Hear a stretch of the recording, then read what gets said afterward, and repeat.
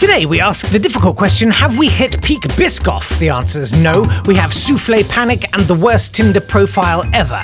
It's just desserts.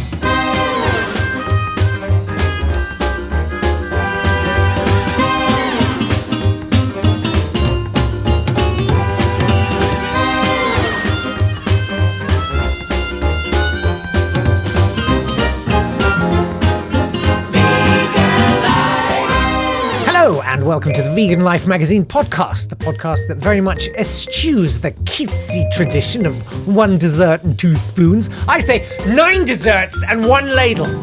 We're here to offer advice and inspiration for your vegan cooking. I'm Jake Yapp. I effectively deface the back page for Vegan Life magazine with my puerile column. But let's meet the chefs joining us today.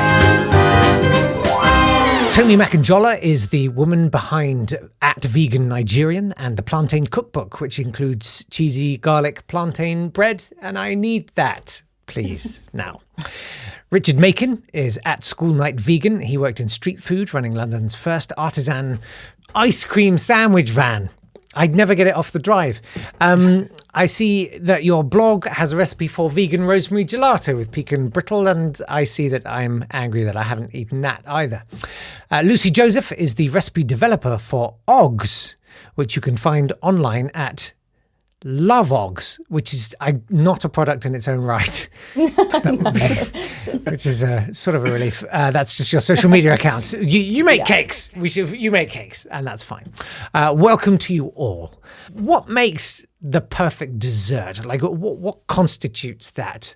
Richard, let's start with you. I want to see from your dessert that you have thrown caution to the wind. I don't want any date balls. I don't want anything that can be conceivably healthy in any culture. I want something that feels like I've really been to town. Yeah. And because it honestly, despite what I do for a living, I don't generally eat a lot of desserts in the classic sense, like a meal and then a dessert. No. Why bother with a meal? So make it count. Do something special. Make it, stick a sparkler in it or something. I don't care. Yeah.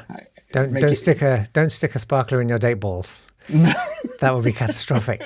Lucy, what about you? Personally, for a dessert, I kind of want anything that oozes in the middle. I won't be satisfied unless something's a little bit runny for me. And probably chocolate based. Yeah, it's fine. I've got some onions in the bottom of the fridge that absolutely fulfill that criterion. And Tomi, what about you? Well, for me, I'm all about textures. So if a dessert has got a bit of something spongy, something oozing and creamy, and something crunchy, I'm all about it. So the more textures, the better. My onions have all of that except for crunchy. It's just too far gone. Brilliant. Well, we've got lots of questions that people have sent in. They're very excited to hit the desserts. And don't forget, you can send us your questions about any kind of food topic. It's podcast@veganlifemag.com.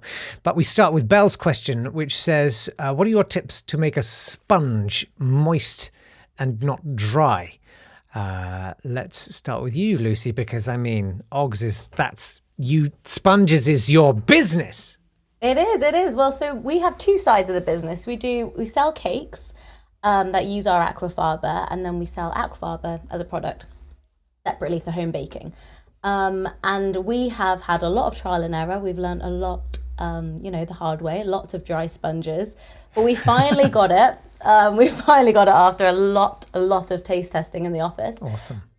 You really have to, when you whisk the aquafaba, it grows in front of your eyes, and it starts off as this kind of brown, not wildly attractive brine, and it whisks up really, really quickly to like clouds, kind of like how you'd make meringues.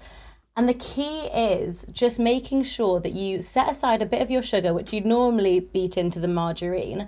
You set aside a little bit of the sugar and you beat it into the aquafaba and you whisk it up until you kind of have a meringue-ish mixture, and then folding it in to all the other ingredients just so it really stays lovely and fluffy. So do you get that sugar in right at the start before you start whisking so at all? Once you've reached like soft peaks and you can see it's really grown and it's leaving a trail in your mixture, I'd whack in the sugar there, and then it'll go really glossy, really thick. It looks like meringue mixture, but you whack it in for your cakes, and it turns out so fluffy. And the results, if you do that rather than just putting it in without it, are wildly different. Tomi, what about you? So I have a couple of tips because I bake a lot of cakes. I'm obsessed. And so when you're actually making the cake mixture, I like to use sunflower oil, which is a very light oil. Use enough of it, don't be afraid to add some in there, because that really allows the sponge to remain really nice and supple and just really moist, after it's been baked. And then another tip I would give, because sometimes, especially if you're cake decorating, you want to make sure that the sponge remains moist, right?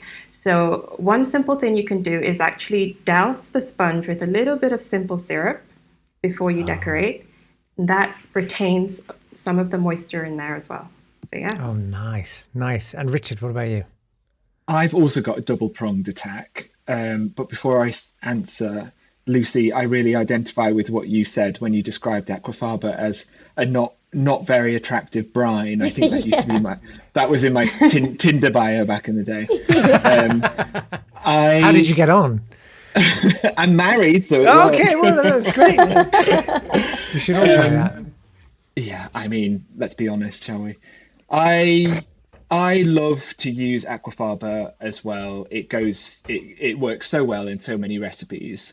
But I have to say, I am the poster boy for psyllium husks. I don't know if anyone's ever come across psyllium husks. No. I've read about it. They sort of replaced for me flax eggs and chia eggs and eggs made with sort of ground up seeds. They're basically the shell of a very, very small seed, and they're super high fiber. So when you hydrate them like you do with flax eggs, they become this sort of gel kind of substance, and they emulsify really well, so they hold on to all of the liquids, all of the fats from your cake mixture, and just keep everything locked in, and you get this gorgeous springy sponge that is like moist AF. It's the best.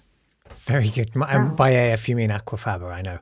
Moist aquafaba, yeah. Moist aquafaba, yeah. That's a great prong. What we should probably stop and spare a thought for all the workers shelling psylliums seeds. Yeah, I think they use borrowers because they're so small. They're tiny. I got to say, I found a mustard plant once, and I harvested my own mustard seeds. Why mustard seeds don't cost £250,000 a kilo, I don't know. It was the most laborious, really tough work, time-consuming thing I've ever done. Yeah. Richard, did you have another prong, or was that both of your prongs? That was both of your prongs. I did have another prong, but I didn't want to take up too much airtime. Oh no! Listen, it's the internet. You can expand into it as freely as you want. Prong away. I do what Tomi said, and I use sunflower oil a lot instead of vegan butters when I'm baking, and wherever possible I blend my batter together in a blender before I add it to the dry ingredients, and again it just makes everything emulsify, and that way loads of the water stays locked in and doesn't have a chance to evaporate in the baking process. These are top tips. Yeah. Brilliant. Well done, everyone. Awesome. Farida, I don't know, I'm sorry, says, what do they mean? By which I mean, I think she means people who write recipes. What do they mean by don't overmix? At what point is it overmixed? And I'm guessing that depends on what you're talking about, but I'm going to say this is probably cake batters. Tomi, let's start with you. Yes, I suspect it's cake batters as well. And what they're saying when they say don't overmix is that when you're working with flour, flour has gluten in it, right? And so if you overwork it, the gluten starts to form. And that's when you can end up with really dense, sort of chewy sponges, which you don't want at all. So don't overmix simply means you just want to make sure that you mix the cake batter until everything has just combined, and then stop. Resist the urge to like have an arm workout, like mixing the daylights out of it. Just stop. Awesome. I'm guessing everyone concurs with that, probably. Richard? Definitely. And just a note to always pay attention to any little tips in a recipe that say mix until just combined or mix until no more lumps or anything like that, because it's basically the same message but in different text. So yeah, don't like Tomi said, don't give yourself an arm workout if you don't need to. Lucy, how do you do that on a kind of industrial scale? On an industrial scale? Yeah. I'm not too sure. I'm not too sure, but we actually get asked this a lot with our aquafaba because it's so like clouds when you've whisked it up. And then the moment you start adding your other ingredients, it begins to deflate and everyone kind of thinks, oh no, like this isn't working. But like to your point, guys, you want to really gently fold it. You want to get the electric whisk long gone, just making sure that everything is just combined, and then leave it the hell alone.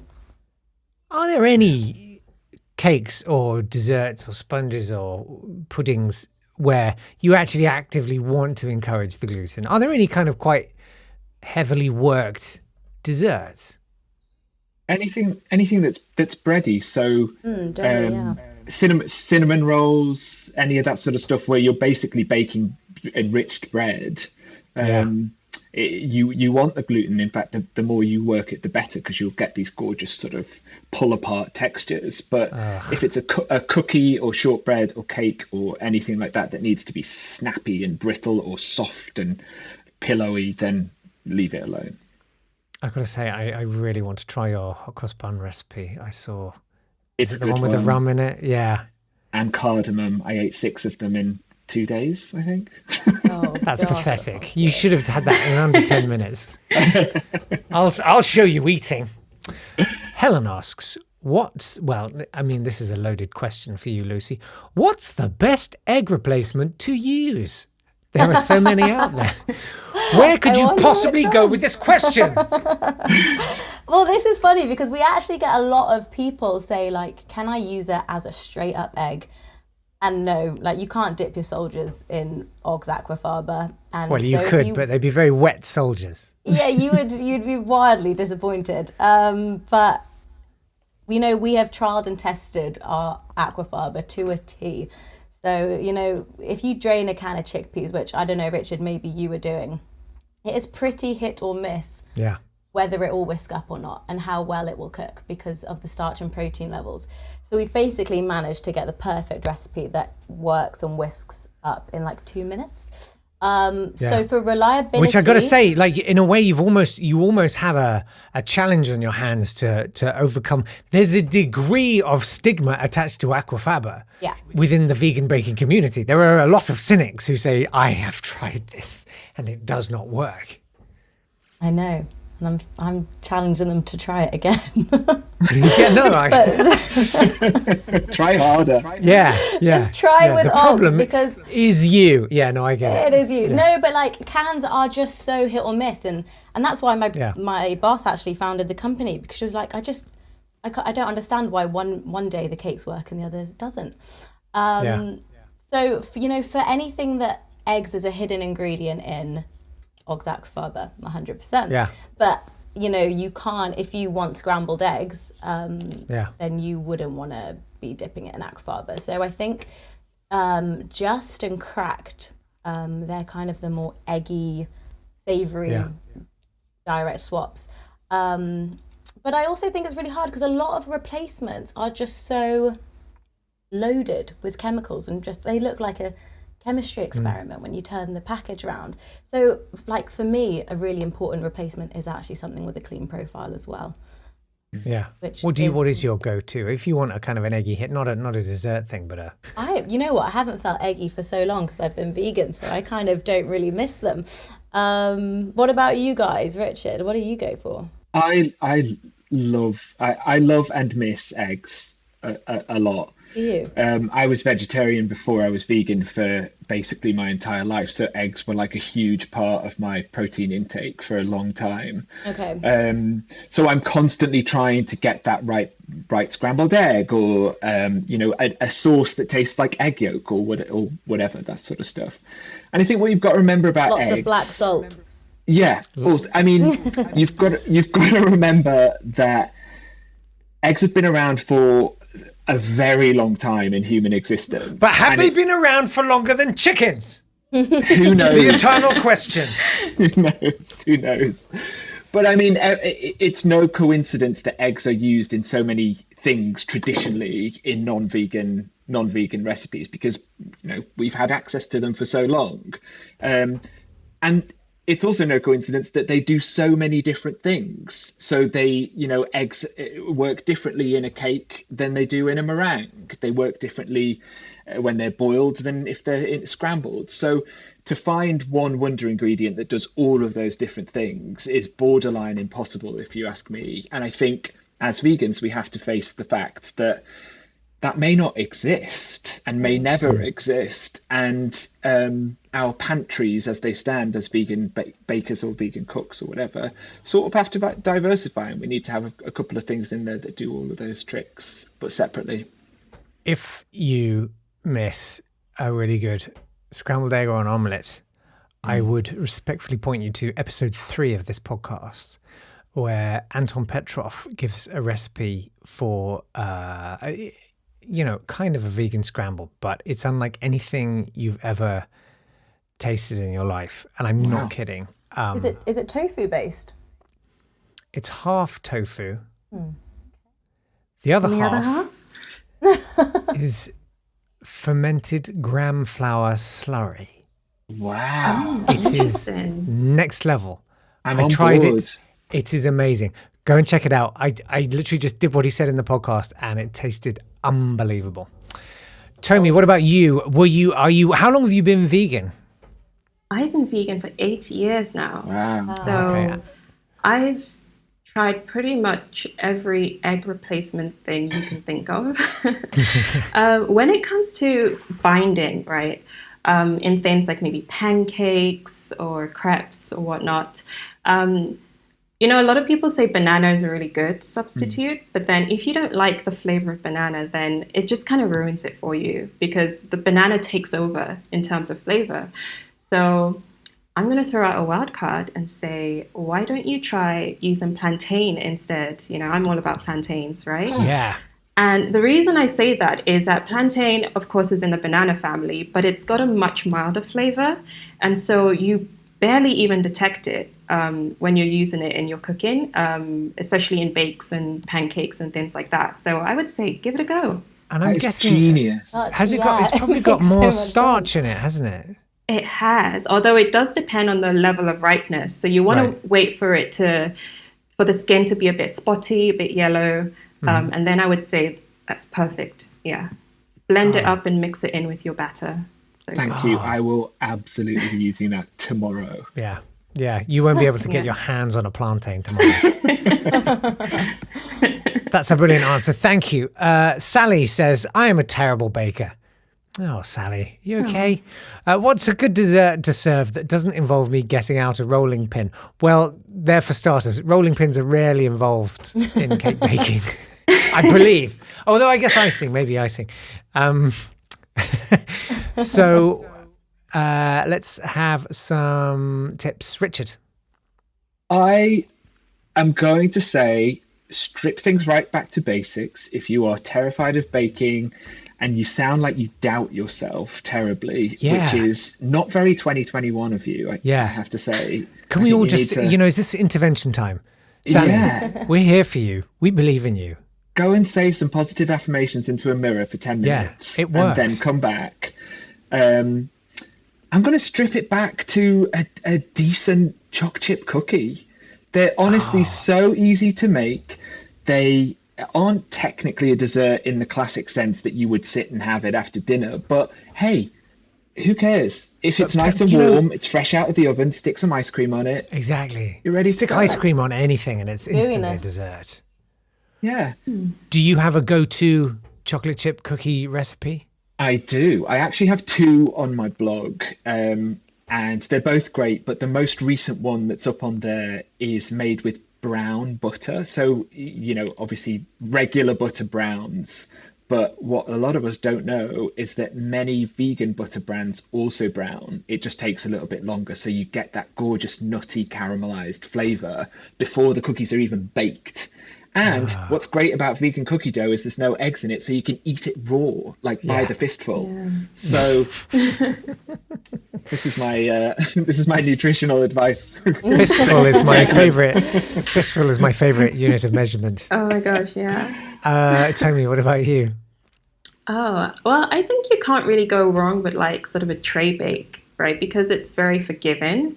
You could do maybe sort of a carrot cake inspired one where you've got raisins and nuts and, grated carrots in there.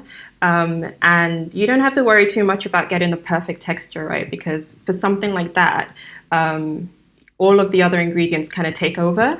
And so no one will notice if you've got like a really terrible sponge base, but yeah. Yeah, I gotta say, I mean, I love a sort of a light puff of air of a sponge. It's an amazing thing. I'm very happy with a very dense, wet cake. You know what I mean? There's no problem with that for me. I'm delighted. I'm with you. Sometimes it's just about your mood, really. Yeah. Don't even bake it. Maybe baking it's your problem, Sally.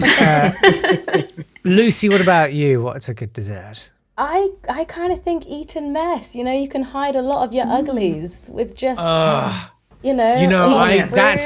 is a thing I really miss meringue a lot, and I have to say no more. Say no more, Yeah. Jake. We'll get you some Oggs Aquafaba. Amazing. I will work for food.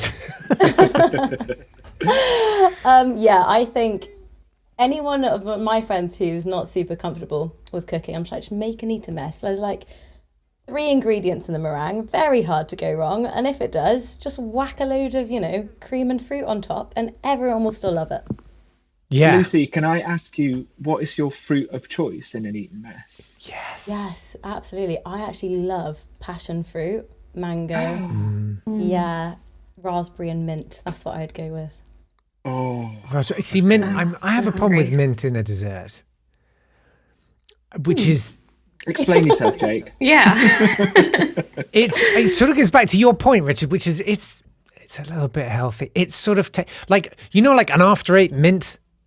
Well, just go and brush your teeth. It's the same flavour. Can I ask how you feel about mint chocolate chip ice cream, though? I'm not okay with it. I know. You're supposed to get, and a lot of people are like quite angry about how strong their feelings are about mint chocolate chip ice cream. I feel very attacked on a personal level. It tastes like toothpaste. Like I don't want it. I don't want something healthy. I want caramel. I want fudge. I want. You want raw cake. I want raw cake. Raw cake. The bar is high. Can I also ask you, Lucy, on the Eton mess? Yeah. What's your favourite whipped cream substitute? You know what? I've been really into, and it's not a whipped cream substitute, but Nush, they're like cream cheese, and kind of just whisking a little bit of sugar into it and making it a bit more naughty. I love it. I think it's super thick, super indulgent, and actually over summer, that's what I was doing most of my pavlovas with. Wow. That's an exciting idea. What about you really two? delicious. Tomi, what about you? Oh, I do love creamy coconut. When you put a tin of coconut in the fridge and then it separates and you can scoop out the soft And eat coconut. Love that. Mix in a bit of sugar and I'm good to go. Yeah. I have also found that Oatly's creme fraiche actually whips. Yeah. And so if you stick that in a stand mixer, it whips into it'll never get to sort of whipped cream stage, but it has that lightness to it. And also certain brands of vegan vegan plain yogurt whip really beautifully. I think the Coconut Collective's vegan plain yogurt whips really beautifully too. I have to say, I was really impressed by the Elmley double. Yes. If you haven't tried that. It's pretty good. But the idea of sort of deepening the flavour a little bit with something a little sour that's very exciting. It's time to take a break from listeners' questions and ask the perennial question. What do you do? What do you do with tofu? Indeed. What would you do with tofu? Now, this doesn't have to be a dessert. This is a question we ask every episode. What's your kind of go-to recipe when it comes to tofu? Tomi, let's start with you.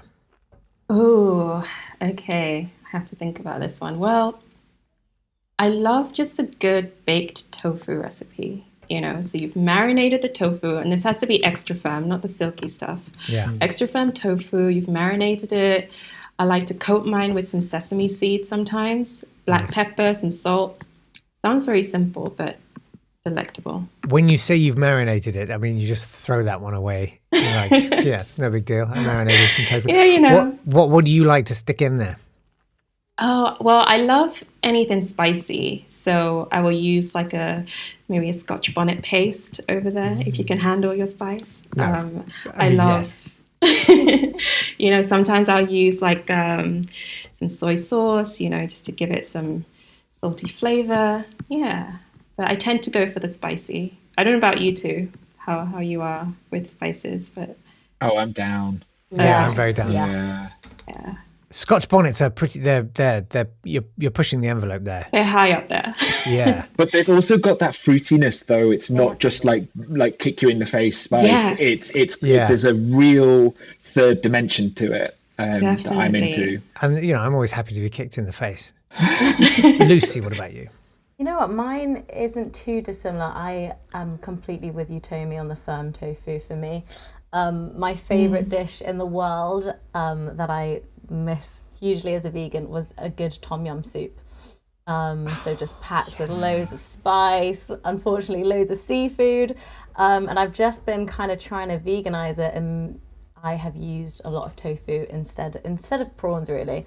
But like you told me, got to have loads of pepper and sesame oil, not frying it in. And that's kind of my base. But yeah. It has to be said, there are quite a few brands. I mean, this is me talking about doing it in a pathetic, reductive way, but there are lots of jars of tom yum paste that are vegan. If you're not up for pureeing your own galangal, which I'm into doing my own. I don't trust. Do you do it anyone else's from tom yum. scratch? Yeah, wow. big time. I feel very protective over it. What do you put into the base for that? A lot of stock, a lot of lemongrass, celeries, tomato, a lot of chili. There is a vegan fish sauce. I actually haven't tried it. I'm not sure. Maybe you guys know. It's really good. It is good. I haven't tried it yet. Oh, great. Yeah, I mean, definitely. I've got to try it. But yeah, just keep it on the broth. It's the lemongrass. I was so excited when I found it. I was like, there was like one place I could find, and I thought there's going to be a rush on this. I bought like 9 bottles of it, and then they started selling it in like Tesco's, and I was like, oh, it's all just there. So I'm getting through quite a lot of fish sauce at the moment. I drink about a pint a night. Yeah, lovely. That'll do it. Yeah. Some shots. Take some shots of it. Yeah, exactly. Yeah. Why not? It's I've got the most exquisite breath. Richard, what about you? What do you do with tofu? I've completely forgotten what the question was. So what do you do with tofu? I was thinking about fish sauce. I'm really sorry. Yeah, no, it's okay. You can take all the time you need. I mean, I mentioned this earlier. I'm such an eggy boy. I love trying to emulate scrambled eggs or omelets or all of that sort of stuff. And if you ask me, a classic tofu scramble is all right, but it leaves a lot to be desired. And I haven't tried the fermented chickpea flour one that you mentioned. Yeah. But I do have a recipe for a tofu scramble that's made using yuba. And I don't know if you've come across yuba before, but it's a type of tofu that's made by heating soy milk. And when it forms a skin on the top, kind of like a custard does, you skim that off and then dry it. And that becomes this sort of dehydrated kind of skin. And once it's rehydrated, if you sort of fry that up, I use sort of a gram flour base as well. I think I've got the recipe on a reel on my Instagram if you fancy following it. It's beautiful. It's like the most gorgeous sort of ribbony, do you know those tornado eggs that people do where it's kind of like folded eggs? Yeah. It turns out So like do you keep it almost like complete, because it comes in quite big sheets? Yeah, absolutely. I mean, that's one way of doing it, and that way you end up with kind of like an omelette or kind of like a big or a massive egg. But you can also tear it into shreds, and that way you get those sort of flowing ribbons. It's gorgeous. It's so good. Oh, and is that gonna just try with a it. little kalanamak and stuff? Yeah, and also I've noticed that fresh chives, really take things to the next level when you're looking for like a scrambled egg replacement. If for some reason I just associate that flavor with scrambled eggs, so whatever they're on, I'm like, is this egg? Yeah. Yeah. That's really good. All right, I got to ask a question because I've touched upon it in previous episodes a little bit. I want to show of mucky hands. Who here, is it just me? I'm going out on a limb. Licks their fingers after they've pinched some kalanamak. I think It's you're just on your me, own isn't there, it? Jake. Yeah. No, that was a real tumbleweed moment. That was That's a very specific thing. That's very Okay, I support your dedication to the sulfur, but Yeah. it's No, I get it. I'm a wrong one. It's fine. People are judging, and I'm the person they should judge. That is appropriate. That's fine. I got a question actually, which I've been wanting to ask for weeks, and it's a little contentious, but since this is a dessert special, how do you guys feel about desserts? There are many recipes for cakes, cheesecakes, and stuff that extensively use, or as a principal flavor note, or as the main decoration, Oreos and Biscoff cookies. Like, I feel like, is it time to move on a bit from that? Because kind of like you said, Richard, you were like, chocolate chip cookie is not a dessert, but you were talking about like a homemade chocolate chip cookie that's warm from the oven and chewy and crispy, which would be amazing. For me, like Oreos, that's breakfast. That's practically muesli. Like, is it that exciting and special anymore to see like a biscuit that you can buy anywhere just thumbed into the top of some icing on a slice of cake? Lucy, what do you think? You know what? I actually think that we'll start to see a lot of like our favorite biscuits become vegan, and probably the novelty of, putting on an Oreo or Biscoff will wear out. But at the moment, people just love them because, vegans are taking what they can get. Yeah, exactly. Yeah. Are we still in that zone, do you think? I really think we're at the end of it. But people love Biscoff spread. Like, you just see it everywhere, smothered on things. Yeah. Yeah, I don't know. I do think that we'll see a shift, as I hope so anyway, because I think I've even reached like the amount of Oreos. I think we've hit peak Biscoff. I do. Yeah, we must I'm calling it. We must have. Yeah. Tomi, what about you? I think Lucy has hit on something there. We just don't have a lot of options as vegans as far as biscuits go, right? So we've done the Oreo and the Biscoff stuff to death. I get it. I'm not sort of on that train. I don't use them a lot with my baking, but I get it totally. Yeah. But hopefully, as companies come up with more vegan alternatives, we'll have like more stuff to play around with. Like I heard there's a vegan Kit Kat coming soon. Yeah. I was going to say, expect to see exactly a lot what I of was going to that. say. I was like, you're Expect to going to see get that. a million recipes covered in bits of vegan Kit Kat. Exactly. Yeah, so true. Yeah. And Richard, no one's knocking the product. You understand? No, right? absolutely. I think it's important to remember that wherever you are on your vegan journey or your baking journey or your junk food journey, Yes. there's always going to be somebody else who's 2 years back or even 2 months back or whatever. That's such a good point.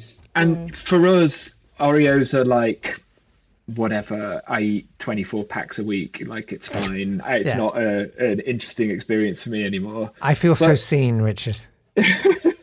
But there's people who've been vegan for 2 weeks and are really craving, you're absolutely having right. a brownie with a Biscoff stuck in the top. And if that makes them happy, I'm not going to yuck anyone's yum. Like that's going to keep someone on the train. Like that's going to stop someone from dropping off. You are so right with that answer. And I feel like an awful, cynical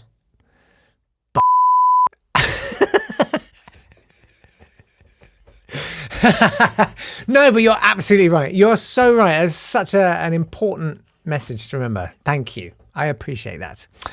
Let's get back to some listener and reader questions. Don't forget, it's podcast at veganlifemag.com. If you've got a question you'd like to put to some expert chefs. Ryan asks, do you have to have an ice cream maker to make sorbet? If not, is it a fairly straightforward process? I mean, my immediate reaction is sorbet. I mean, it's just fruit. Have ice cream. But I understand it's, some people are crazy about it. Richard, we have to come to you first. You don't have to. Are we specifically talking about sorbet, or are we talking about frozen desserts in general? Would you separate the two? If so, address the two. Definitely. So say if you're making like a classic granita, which is basically a sorbet with larger ice crystals, the whole idea is to get those sort of flaky, crunchy ice crystals. And that's what happens when you freeze something in the freezer. And I think traditionally they use like a fork to sort of scrape it up. And that way you get these gorgeous sort of flaky sort of snowflakes that are, they have a unique mouthfeel, and it's not a smooth experience, but that's the point. But if you're after a very smooth kind of gelato-y texture, or a mega creamy ice cream, or even just a super smooth sorbet-y kind of vibe, then you are going to get way better results with an ice cream machine. And I don't work in ice cream anymore. I also don't get paid by any ice cream machine companies out there, but there are so many out there. They're so cheap. You can get ones for like 20 quid at Argos or whatever. And then if it doesn't work for you, return it, take it back the next day. I think most people's concern is that they take up room in the kitchen and all of that sort of stuff, which makes sense for something that you may only use once a year. But I don't know. I think it's worth it. I would splash out. I mean, twice an hour in my case, but sure. Tomi, have you made much frozen dessert stuff? I haven't made a lot, but I have tried making my own sorbet using the long method, so without a machine. And it was exactly as you described, Richard, where you take it out and use a fork to kind of fluff it up. And that was excruciating. Maybe that's why I haven't done it again since then.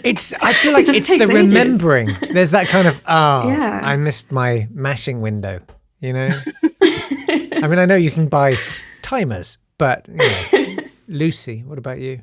Yeah, we actually have a few ice cream recipes with our Aquafaba, and we don't use a machine just because we wanted the recipes to just be as easy as possible, and don't want to turn anyone off by thinking, oh God, I don't have an ice cream machine. So they're all pretty much cupboard staples. But to Richard's point, there is a difference. It just feels a bit more like luxurious and indulgent, I think, when you use a machine. But with that said, I still think you can make banging ice cream without one. Okay, I hope that helped, Ryan. Billy asks, I love anything chocolate. Can you give me inspo on a new chocolate recipe? Oh, that's I love a really open question like that.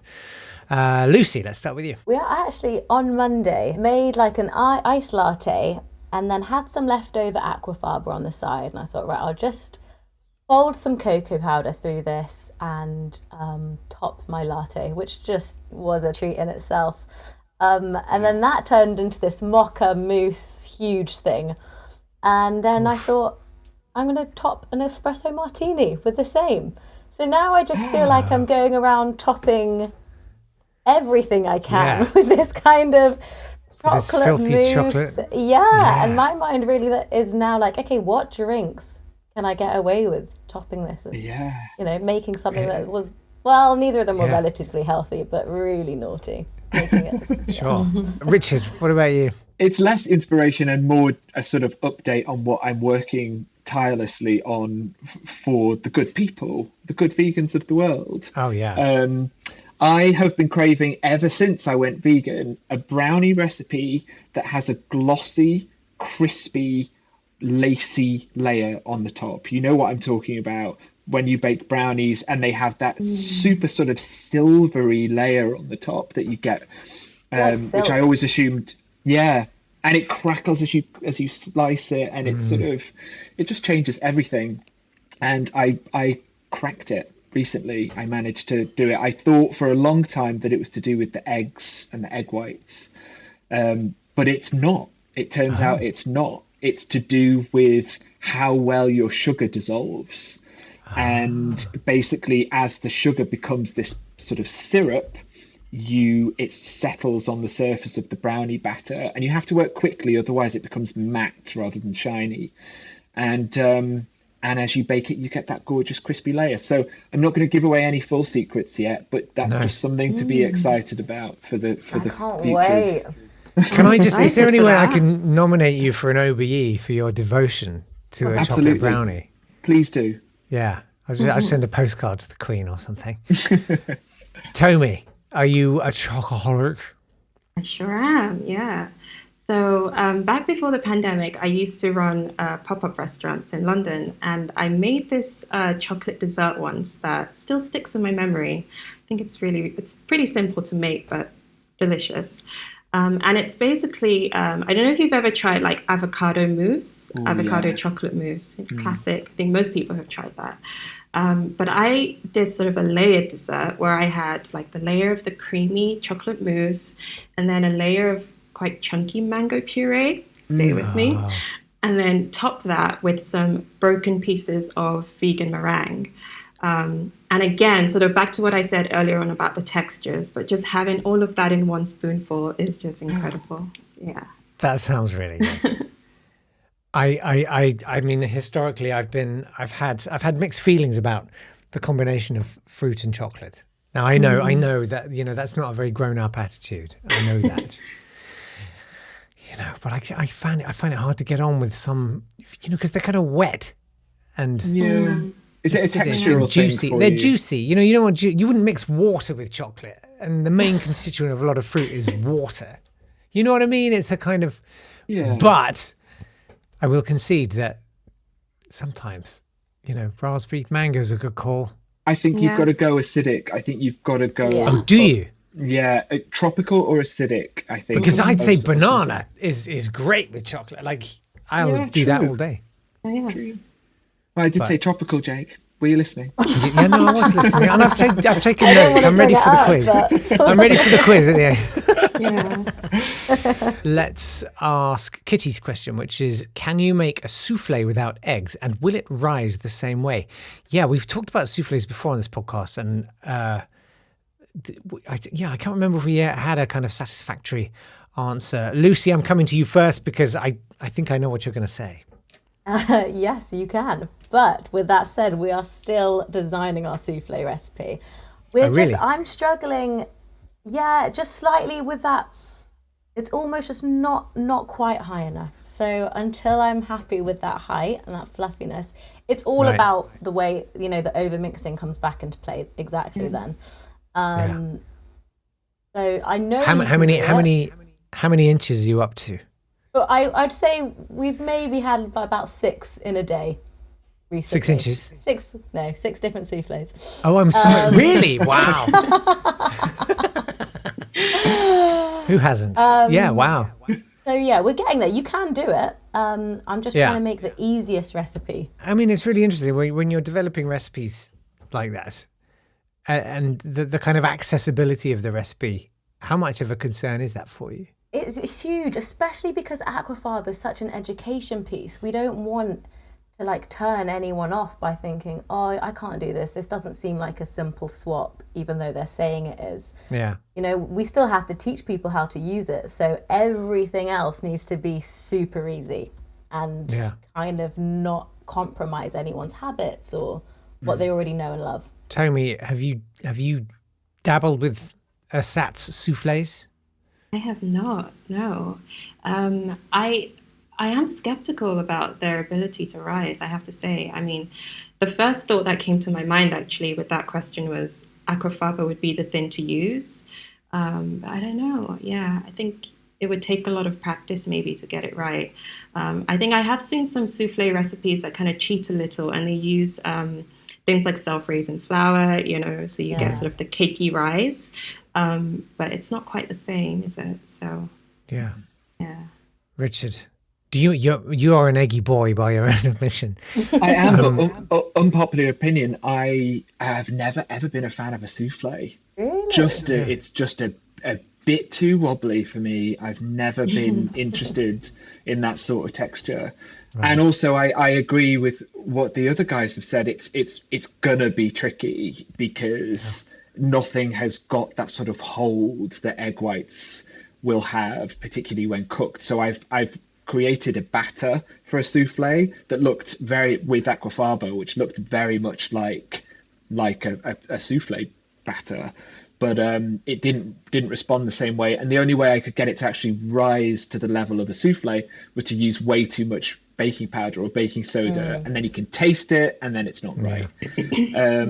I also tried to make those Japanese souffle pancakes that everyone was obsessed with. Oh, those super thick, fluffy things. Yeah, did you? And I had 4 or 5 panic attacks in the process. And but then I went and watched a YouTube video of one of those sort of testing those viral video recipes. I'm guessing it was Anne Reardon. It was Anne Reardon. I knew it. I was just It was thinking Anne that. Reardon. I think I saw the same do video. She couldn't do it, and that was Yeah. with eggs. That was a non-vegan version. So it sort of made me relax a little bit that if if everyone is struggling with this, regardless of their access to ingredients, then I'm all right. I reckon there's some dastardly product in there that's so not vegan, like unicorn tears. Yeah. It's the way they evaporate up to heaven, or I don't know what I'm talking about. Anne Reardon's brilliant. I wish she'd do more vegan stuff. Maybe we'll try and get her on and say, go on then. I wish she was my friend so much. I'm Anne Reardon. It's so reassuring. I'm Anne Reardon. And I like watching her husband eating stuff as well. And her kids, she always brings her kids on as well. Yeah. I'm Anne Reardon. We're gonna get her on. What the heck? Okay, so there you go, Kitty. Good luck with your lonely souffle furrow you're ploughing. We wish you well.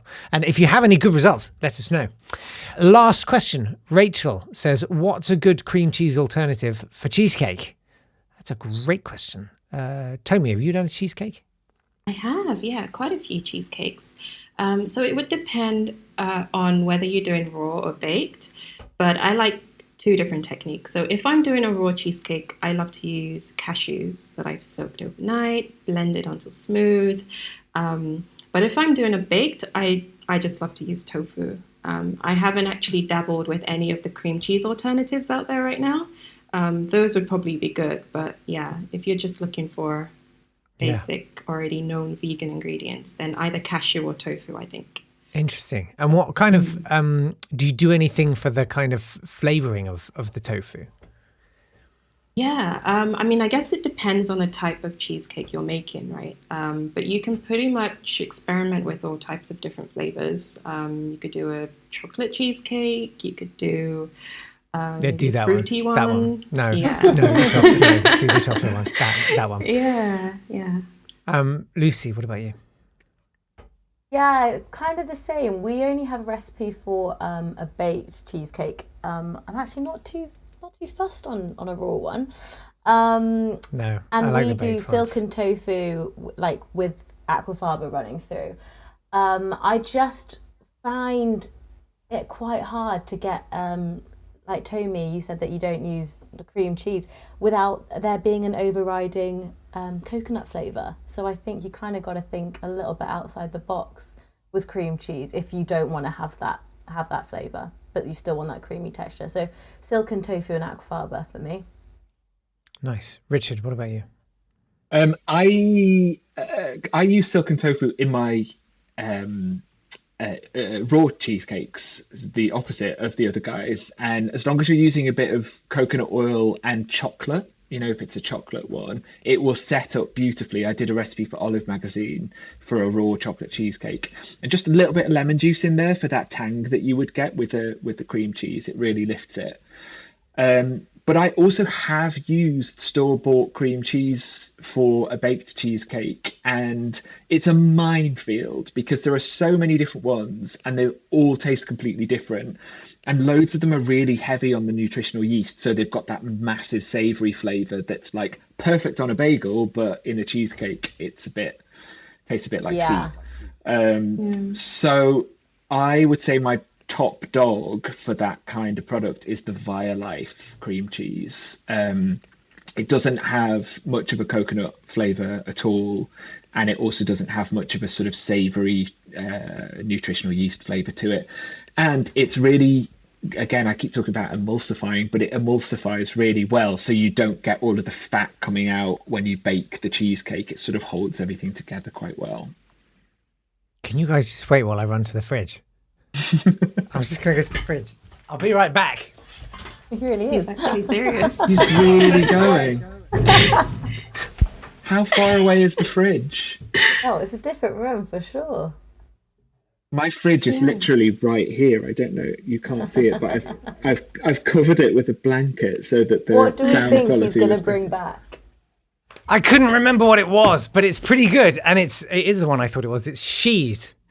Yes. Oh, I know them. It's pretty Yeah, good. they're I'm good. going to taste it because it's quite neutral. It's got a sort of tanginess, but it's sour the way cream cheese is. But it hasn't. They haven't tried to overly cheesify it with. I mean, I don't know. I'm going to try and make a cheesecake with it at the weekend. Give it a go. I've been saying that for 8 weeks, but I know that Gretchen Price, who was on our first podcast, she's a big fan of tofuti cream cheese for cheesecakes, and I think you can get that in this country. Certainly, You can, Tofuti's a yeah. brand I know. I suspect places like Holland and Barrett and stuff like that probably might be a good Yeah. call. But she also advocates using a little bit of lactic acid Yeah. to give it that kind of sour dairy tang. So there you go. Thank you for your patience, all of you. I'm so sorry about that. It's like I got some, and anyway. That's it. We're pretty much out of time. Before we go, though, let's tell everyone where they should go to find you and the things you do. Richard, tell us. I am at School Night Vegan on Instagram, and you can visit schoolnightvegan.com for tons and tons of delicious vegan recipes. Perfect. Tomi, what about you? I'm at Vegan Nigerian on Instagram, Twitter, and Facebook.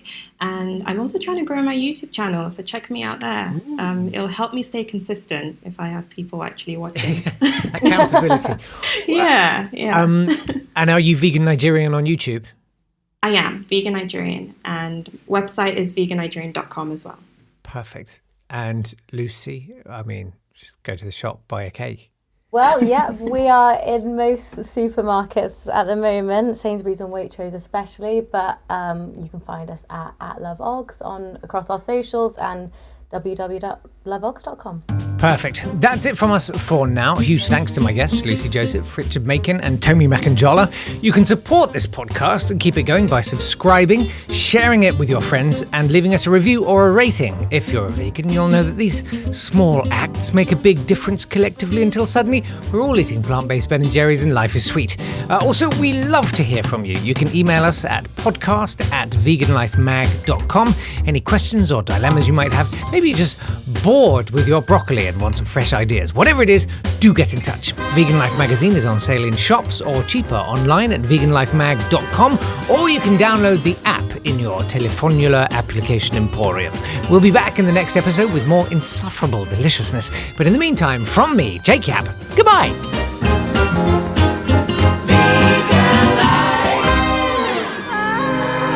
This has been a Swanburst Media production.